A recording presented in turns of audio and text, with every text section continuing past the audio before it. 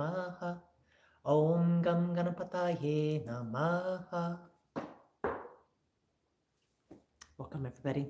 So today is a very special day. It is Ganesha Jayanti. And we just got done uploading a video to the Yale Drive Ashram on how to do a simple puja on Ganesha Jayanti. What type of things to offer and what kind of process to go through. But I wanted to come on later on today, now, and share stories about Ganesha. What else is better to do on Ganesha other than your personal sacred practices, but to talk about Ganesha and share about Ganesha? So the first thing that I wanted to do is go over what are some of Ganesha's symbology and meanings. There's so much information. Let's say when you look at a murti or a picture, a representation of Ganesha, you see so many different things, and it helps when we understand what the meanings behind them are. So let's go ahead and start by talking about what are in Ganesha's hands. One of the things that you'll see in Ganapati or Ganesha's hands are an axe and a rope. And the axe is number one for cutting down obstacles, clearing away obstacles. It's for detaching us and liberating us from what no longer serves us, from what is holding us back from our highest spiritual incarnation. You'll also see Ganesha oftentimes depicted with a rope in his hand. Some people say it's a noose, but this rope is very handy for when we ourselves need to be roped and pulled in closer, to be redirected, to be brought into a tighter union with Ganesha, who is the ever grounding and wise son of Shiva and Parvati. Now, when we look at Ganesha, the first thing that most people notice is that he has an elephant head, yes? I'll tell some stories shortly about why he has an elephant head. But when you look at the elephant head in general, what are the first things that you see? Big, big elephant ears. And I love the analogy that is large elephant ears are so that we're reminded to listen more and hear and take in the wisdom of the divine. You'll also see that Ganesha has this beautiful long trunk. An interesting thing about elephants is this trunk can be very, very strong. They can grab a hold of and tear down a tree, or be so delicate and pick up a little peanut and crack it open and feed their baby. Now, other things that we see about Ganesha, he's got this big belly, Lambodharaya. And many people say that this is because he helps digest all the troubles of the world. Other people say it's because he loves sweets. Some say it's because he's an elephant, and so he has a large belly. But I'll go into some stories shortly too about why and what that large belly has been talked about through the ages. The other thing that we see about Ganesha's head in particular are little elephant eyes. And they say that once an elephant sees, it never forgets. It has a long, long memory. And so Ganesha helps us remember to be discerning, to look very closely, and to be using our spiritual vision and wisdom. You'll see that Ganesha is depicted with one broken tusk. Now, one of the reasons why that tusk is broken, and we'll move a little bit into story time now, there's a couple different stories. One story is that once upon a time, Ganesha was out in the evening under the beautiful full moon, and he was walking through where all the lovers and people were sitting and enjoying the night sky and the bright full moon.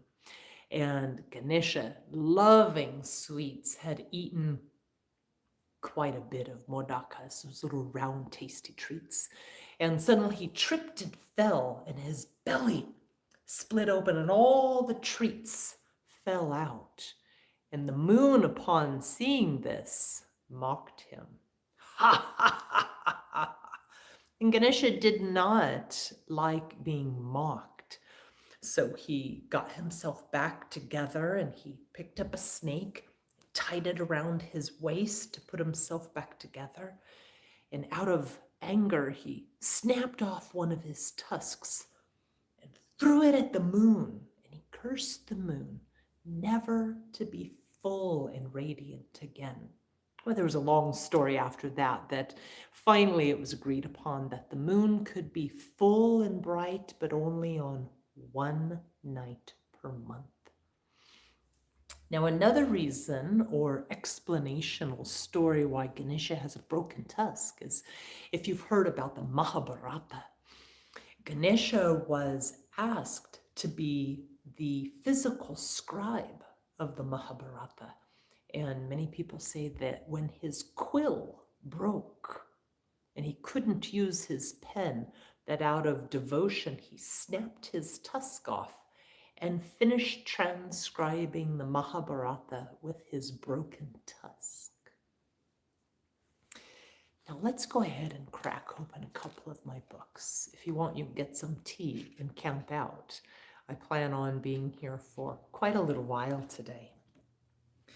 Now let's take a look. I've got all sorts of fun stuff, little brochures that I picked up from India, stories that other people have told me. Let's see, did we miss anything on some simple story points? All right, now let's talk about one of the stories of Ganesha and how Ganesha was born. Because today, the day I'm recording this, this is Ganesha Jayanti, which is Ganesha's birthday or appearance day. So many of the stories of Ganesha's birth, some say that he was mind born, so born from the mind as the son of Shiva and the Holy Mother Parvati. There's one particular story that we'll start with Parvati. So Parvati had been having problems with Shiva's ganas, his hordes coming in and bothering her and disturbing her in her private chambers. And she had asked Shiva, she said, can you set your guards at my door so that I'm not being disrespected and disturbed? Well, long story short, that didn't happen. And so Parvati, one day while bathing, she took water and mud from the banks of the Ganga. And then she took the medicaments from her own skin. So certain times of the year, women and men, for that fact, will use different powders for cleansing the skin, like sandalwood and turmeric. So as she was bathing, she took these powders, she took clay from the Ganga River, and she handcrafted a body, a son who would guard her door, because who else better to guard your door than your own devoted son? And she took this and blew life into it. And there was her beautiful son, Ganesha. So Parvati said, "Dear son, can you always guard my door, guard my mysteries so that I'm not being disrespected and intruded upon?" And of course, Ganesha said, "Absolutely, mother. I will do so with no reservation." Well, one day, Shiva came home. He had been gone for a long time. And Ganesha was standing at the door, very proudly guarding his mother's chambers. And Shiva said, "Boy, This is my home. Move out of the way. And Ganesha said, no, sir, absolutely not. Who are you? And Shiva said, who are you? And Ganesha said, I am the mother's sacred son. And Shiva said, well, I am her husband. Ganesha said, I don't know who you are, so step aside and leave. And Shiva said, no, absolutely not. So they ended up in this skirmish, a fight. The fight actually went on for quite some time. Vishnu became involved, Brahma became involved, Shiva's Ganas became involved, and Ganesha was extremely formidable. Well, after a long battle, eventually Shiva became victorious. He used his Trishula, his trident, and threw it at the back of Ganesha's head and severed his head off. Well, you can imagine Parvati caught wind of this and discovered that her own husband had killed her own son, and she was infuriated. And all of the devas and the gods came together and said, oh, this is terrible. Parvati is so angry that she could actually destroy the world with her fury. So they had to come up with a solution, and fast.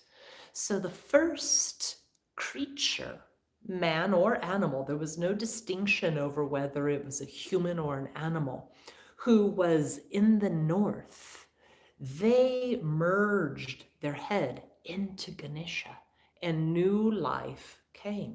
Well, it happened to be an elephant. And this is why we see Ganapati, Ganesha, with an elephant head. Long story, even shorter. Parvati was very, very happy that her son's life was restored.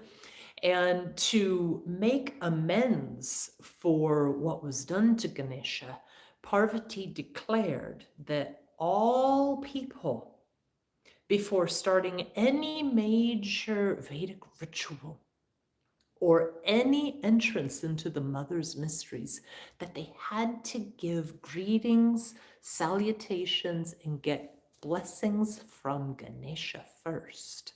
So that's why in so many rituals, you'll see Ganesha is always greeted first. One of the easiest ways to give honor to Ganesha is through a simple mantra, Aum, Gam, Ganapataye Namaha. Gam and Om are bija mantras or seed mantras. Om is much more than that, it's the pranava. But Om, Gam, Ganapataye Namaha, said 4 times minimum. Even more than that is a very easy way to acknowledge and ask for the grounding and wisdom of Ganesha before starting any formal ritual. Now, some people will ask me, how come 4 times? You know, a lot of times you see the Trinity 3 times or 9 times or 108 times. And one of the reasons why I particularly do at least 4 is because Ganesha sits at the root chakra. Of course, he's in the heart chakra. He's also in the 3rd eye chakra. Ganesha is everywhere. But in the root chakra, the base where Kundalini is coiled, there's the beautiful 4-petaled red lotus flower. And by chanting Om Gam Ganapataye Namaha 4 times, we open up the energies to the 4 cardinal directions, north, south, east, and west. And of course, we want to be grounded in all directions before moving into particularly the mother's mysteries, Kundalini, so that we're solid with a foundation, rooted and grounded. That way, when the energy rises, we are not ungrounded. If you know anything about electricity, you know that when you're lacking a grounding system, you could have trouble. Now, Let's get my book out and see what else is fun to share today while we are honoring Ganesha on Ganesha Jayanti. So we told one of the stories of the birth of Ganesha and how he ended up with an elephant head. Let's go over here.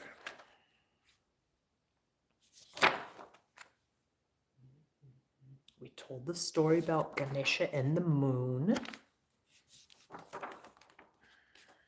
Oh, here's one about Ganesha and Ravana.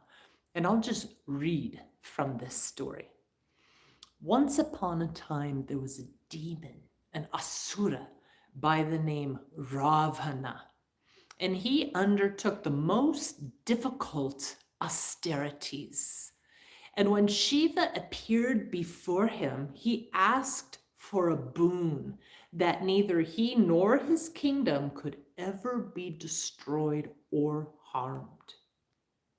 Shiva then gave him a Shiva lingam, a symbol of Shiva, and said that he could take it to his kingdom and set it up as a shrine for doing proper rituals. Only then would he become invincible. But there was one condition. On no account could the lingam be placed on the ground, as it would then become immovable. So Ravana was overjoyed to have received this lingam from Shiva himself. However, the story goes that the lesser gods, the devas, were frightened about the possible consequences of Ravana obtaining all this power, and they all prayed to Ganesha. Varuna, the god of the waters, entered Ravana's abdomen, forcing him to stop en route before he got home to set up the lingam. And desperately, not wanting to put the lingam down on the ground, Ravana hailed a young boy who was passing by and asked him to hold the stone lingam just for a few minutes because he had a stomachache. Ravana had barely left when the boy called out to him 3 times, but there was no reply. When Ravana returned, he was furious because the boy had placed the lingam on the ground. So Ravana threatened to kill the boy. And the boy took his true form as Ganesha and overpowered Ravana, rolling him into a little ball and threw him into the sky, playing ball with him. Ravana realized his limitations and also how powerful Ganesha was. This spot where the lingam was placed by Ganesha is Gokaran on the west coast of Karnataka. It's worshipped still to this day. And this story teaches the lesson that evil ultimately loses, especially when it's aspiring to obtain power. Now, here's another story. This one is called Ganesha and Kubera. Kubera is the god of wealth. And Kubera was proud of his endless riches and hosted a lavish dinner, which the child Ganesha attended. So Ganesha was just a little boy. Once Ganesha started to eat, no one else had anything left for themselves. After wiping clean the food laid out, Ganesha started to eat the vessels, the furniture, and all of Kubera's wealth and capital. When nothing was left, the child threatened to swallow Kubera himself, who then ran and fell at the feet of Shiva, asking for help, as Ganesha's voracious hunger had no limit. Shiva then gave Ganesha a handful of roasted grains, which he ate, and immediately his hunger was appeased. This story is said to teach the lessons that a handful of puffed rice given with love and eaten with devotion is more important and more auspicious than all of the wealth that Kubera flaunted to impress the gods. What do you think about that story? All right, let's take a look here. There were a couple other things that I wanted to share from this book. Let me find the page.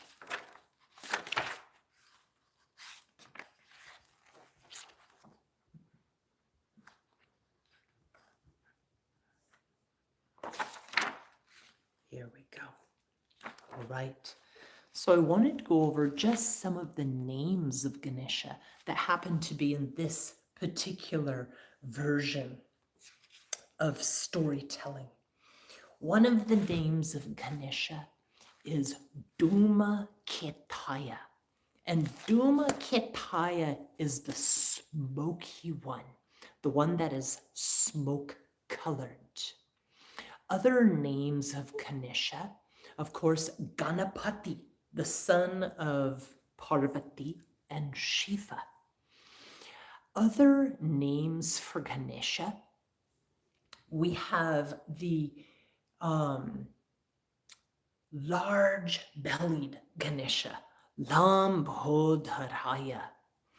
Now, when we're looking at giving offerings to Ganesha, like I said, I recorded a short video earlier today that goes over some specifics, but many people will reach out and say, how do I honor Ganesha? How do I develop a relationship with Ganesha? One of the first things is invite Ganesha into your heart. Invite Ganesha into your home and set a seat. So that's one of the reasons why we have altars in our homes. And you can have just a little tiny statue of Ganesha. Today on Ganesha Jayanti, it's a common practice. You can take clay, just like Parvati did, even molding clay, even something simple like just flour and salt and turmeric, and you can mold your own Ganesha and then give your prayers. Or you can have a more fancy, say, brass Ganesha. Here at the ashram, we have a large wooden Ganesha that I got at the Montclair, Los Angeles Vedic Temple many years ago. Anyways, one of the things that we offer Ganesha is a cloth.